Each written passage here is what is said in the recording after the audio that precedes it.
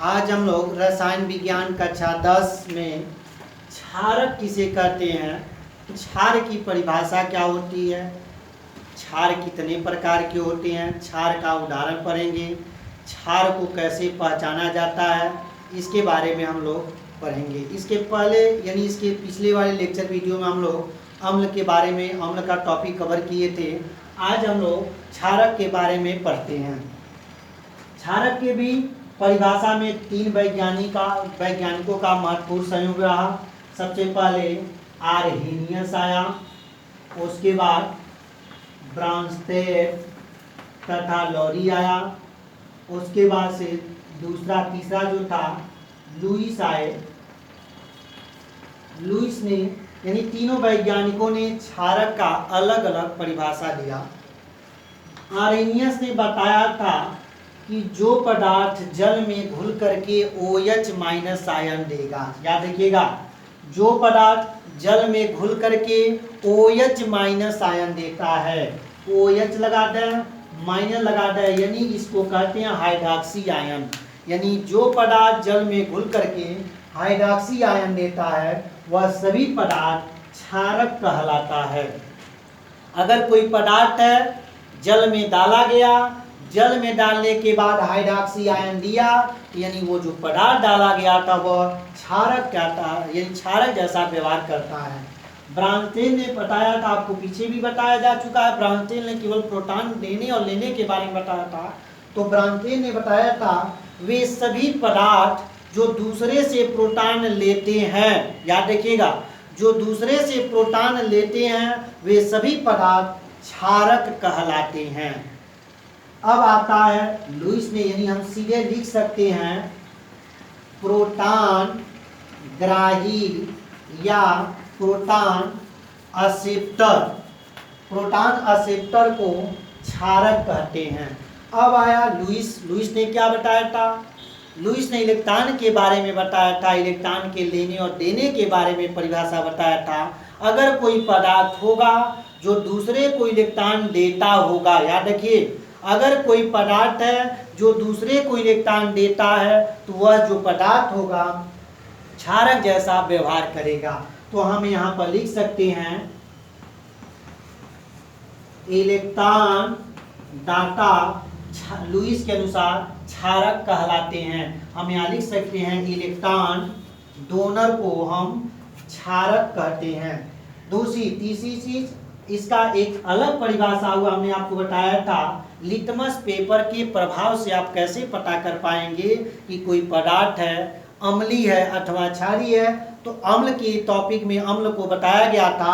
आज हम लोग केवल क्षारक के बारे में पढ़े हैं। अगर कोई पदार्थ का विलयन है, उस पदार्थ में लाल लिटमस पेपर डालते हैं, याद रखिए, लाल लिटमस पेपर डालते हैं उस विलयन में। अगर उस लिटमस पेपर लाल जो डाले थे कलर चेंज होकर के नीला कलर का हो जाता है, यानी रेड चेंज हो जाता है ब्लू में, तो ये जो होगा, जो आप लिटमस पेपर जिस विलयन में डाले थे वह विलयन जो होगा हमेशा क्षारक होगा, मतलब बेस होगा।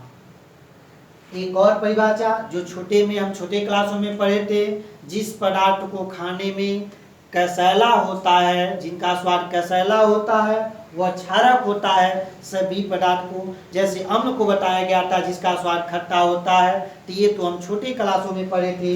आगे हम इसको कवर करते हैं, इसके बारे में आगे देखते हैं।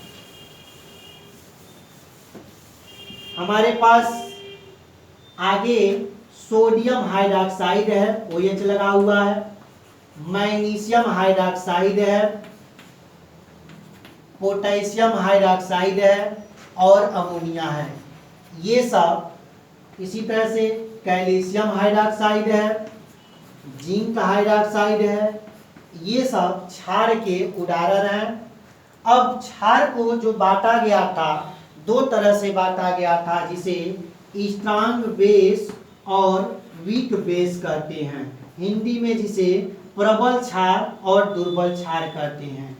इसकी परिभाषा क्या होगा, जो क्षार जल में डालने पर उनके पूरे कण, उनके पूरे जो मोल थे सब उस जल में वियोजित हो जाते हैं, घुल जाते हैं, अपने आयनों में टूट जाते हैं, तो वह प्रबल क्षार कहलाएगा। जैसे सोडियम हाइड्रोक्साइड हुआ, स्ट्रांग बेस है, पोटेशियम हाइड्रोक्साइड हुआ, मैग्नीशियम हाइड्रोक्साइड हुआ, कैल्शियम हाइड्रोक्साइड हुआ, ये जो होते हैं सब स्ट्रांग बेस हैं। अब आता है दुर्बल क्षारक किसे कहते हैं, क्षारक किसे कहते हैं, तो वे क्षारक जो जल में डालने पर कम आयनित होते हैं, अपने आयनों में कम वियोजित होते हैं, कम टूटते हैं, वह दुर्बल क्षारक कहलाते हैं। जैसे अमोनिया हो गया, अमोनियम हाइड्रोक्साइड हो गया, पिरीडीन हो गया, ये जो होते हैं। उसी तरह से CH3 NH2 हो गया, एमीन हो गया, मेथिल एमीन हो गया, एथिल एमीन हो गया, ये जो होती हैं एक दुर्बल क्षारक की तरह व्यवहार करते हैं। आगे देखते हैं,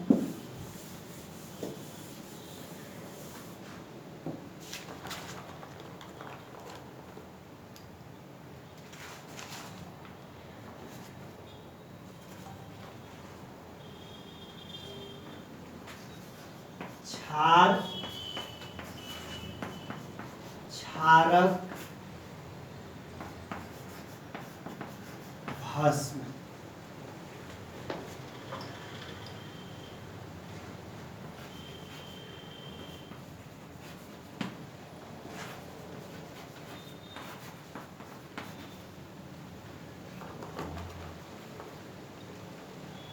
यहाँ देखेंगे नाम एक जैसा है, क्षार है, यहाँ क्षारक है, ये भस्म है। भस्म और क्षारक दोनों एक हैं, क्षार अलग होता है, क्षारक अलग है और क्षार अलग है। क्षार की अंग्रेजी एल्कली होती है, क्षारक की अंग्रेजी बेस होता है। दोनों में अंतर क्या होता है इसको समझिएगा। अगर कोई क्षारक है, जल में डालने पर वो विलेय हो जाता है, अगर उस क्षारक के साथ OH ग्रुप लगा हुआ है और वह जल में डालते हैं, वह घुल जाता है, तो वह क्षारक क्षारक भी होगा और क्षार भी होगा। एक बार और ध्यान रखिएगा, अगर कोई क्षारक है, जल में डालने पर विलेय हो जाता है या उसका सूत्र लिखते हैं तो OH लगा रहता है, तो वह जो होगा क्षारक, उसे अब क्षार भी कहेंगे और क्षारक होता ही है। लेकिन अगर कोई क्षारक है, जल में डालने पर अविलेय रहता है, OH नहीं लगा रहता उसके सूत्र में, तो वह क्षार न होकर के सिर्फ और सिर्फ क्षारक कहलाएगा। तो एक चीज याद रखिएगा, सभी क्षार क्षारक होते हैं, ध्यान रखिएगा, सभी क्षार क्षारक होते हैं, लेकिन सभी क्षारक क्षार नहीं हो सकते हैं। जैसे आप पढ़े होंगे विज्ञान में, सभी अयस्क खनिज होते हैं, लेकिन सभी खनिज अयस्क नहीं हो सकता है। उसी तरह से सभी क्षार क्षारक होते हैं, लेकिन सभी क्षारक क्षार नहीं हो सकते हैं। बात करते हैं NaOH और NH3 पर। NH2 NaOH यानी सोडियम हाइड्रोक्साइड में देखते हैं OH लगा हुआ है, जल में पूर्ण रूप से वियोजित हो जाता है, घुल जाता है, तो यह क्षारक भी हुआ और क्षार भी हुआ। क्षार हुआ क्योंकि पूर्व से वियोजित हो जाता है, इसके साथ OH लगा हुआ है। यह क्षारक भी है और क्षार भी है, मतलब यह बेस भी है और ये एल्कली भी है। अब बात करते हैं अमोनिया का। अमोनिया के साथ OH नहीं लगा हुआ है, तो इस तरह से यह केवल क्षारक होगा, जबकि यह क्षार नहीं होगा। एक बात ध्यान रखिएगा, अमोनिया केवल एक क्षारक है, क्षार नहीं है, जबकि sodium hydroxide, magnesium hydroxide, potassium hydroxide ये क्षार भी होते हैं और क्षारक भी होते हैं। आगे देखते हैं क्षारक के बारे में। अगर कोई क्षारक होगा, जैसे मान लीजिए आपके पास कोई कंटेनर में सॉल्यूशन दे दिया गया, विलयन दे दिया गया है, कोई पूछ रहा है कि यह विलयन अम्लीय होगा या क्षारीय होगा, तो हम बिना जाने समझे, बिना देखे सुने आप इसका स्वाद जीभ पर नहीं रखेंगे, अंगुली इसमें नहीं डालेंगे। इसके लिए क्या करते हैं, लिटमस पेपर लेते हैं। लिटमस पेपर को आप इस सॉल्यूशन में डालेंगे, डीप करेंगे। डालने के बाद ये देखेंगे अगर यह रेड लिटमस पेपर आपका था और डालने के बाद ब्लू में चेंज हो गया है, तो यह जो लिटमस पेपर था अगर ये चेंज कर दिया तो इसका मतलब जो सॉल्यूशन लिया गया था क्षारीय प्रकृति का लिया गया था। ध्यान रखिएगा, अगर कंटेनर में सॉल्यूशन लिया गया है, रेड डालते हैं, यानी रेड डालते हैं और रेड ही रहता है, कोई परिवर्तन नहीं रहता है, तो इसका मतलब ये जो प्रवृत्ति था, इस विलयन की प्रकृति थी अम्लीय प्रकृति की थी। आज के लिए बस इतना ही, शेष हम नेक्स्ट वीडियो में बात करेंगे। धन्यवाद।